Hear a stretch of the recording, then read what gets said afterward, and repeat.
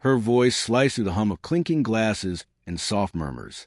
"Well, still flying solo, I see," she sneered, that same rehearsed smirk I once mistook for a lure. I met her eyes, steady. I even allowed a faint smile. Tonight wasn't for empty words.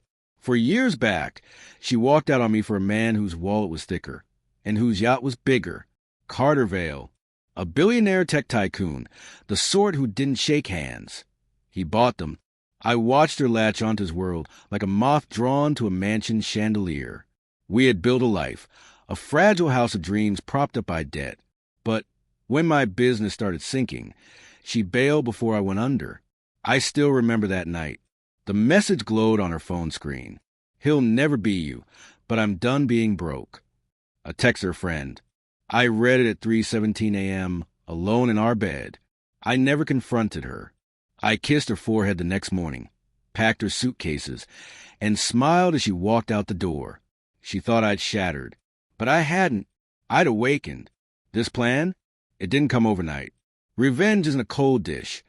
It's a slow-aged blend of patience and precision. First, I learned.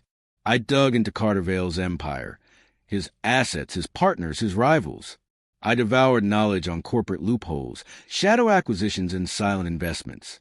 I vanished from the city's party circuit and resurfaced in boardrooms no one expected.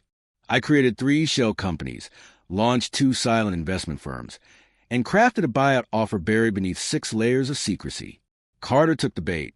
He unknowingly sold off 30% of his tech empire, straight into my hidden hands. 6 months later, I had enough pull to whisper in the ears of his board members when his latest product bombed. Thanks to a leaked prototype I conveniently orchestrated, those whispers became boardroom votes. I watched Carter Vale get forced out of his own company on a rainy Tuesday afternoon. His wife, my former wife, stood beside him at the press conference, her eyes dry, her heart colder.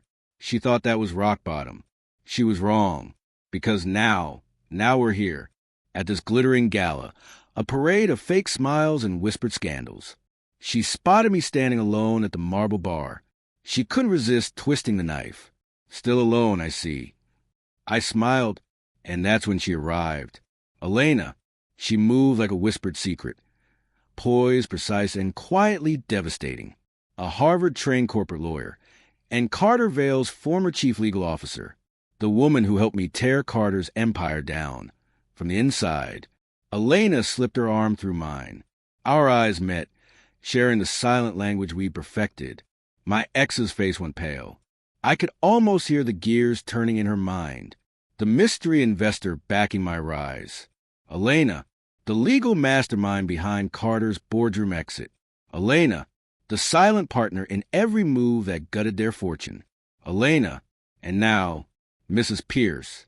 My ex blinked, struggling for words. "Why, you're married?" Elena's smile was soft and lethal. "Almost a year now." I took a slow sip of my whiskey. We kept it quiet, you know how people talk. The color didn't just fade from her face. It collapsed entirely. Her husband, the man she abandoned me for, was now a disgraced outcast. His fortune? Halved. Their assets? Frozen. Thanks to a lawsuit Elena had quietly filed that very morning. And the woman pulling every legal string that unraveled their world? Now my wife. I said nothing more. Didn't need to. But I leaned in, close enough for her to catch every word over the soft hum of the orchestra. Still alone. I see. The words hit her like a mirror shattering against her throat. Her eyes darted toward Carter across the room. Gray suit, gray face. Chatting with a man who once called him boss. Carter never even glanced back. I let the silence simmer. Watched her shoulders tense. Her nails dig into her clutch. This wasn't anger. It was clarity. Every gala she dragged me to. Every deal she claimed I could never land. Every whispered jab that I wasn't enough. I remembered it all. And tonight, she finally realized I wasn't left behind. I was miles ahead. Elena and I moved past her, slow, deliberate. Heads turned. Eyes followed. We didn't stop until we reached the heart of the room, where Carter stood, swallowing pride like glass shards. Elena spoke first. I'll have my office send over final terms. Carter's jaw clenched. You won't get away with this. I met his glare, cool and unshaken. Already did. I didn't wait for his comeback. I took my wife's hand, and we walked away. Because the real power wasn't in words. It was in the silence they couldn't outrun. By dawn, the entire city would know. By Monday, they'd be ruined. I didn't do this because they left me.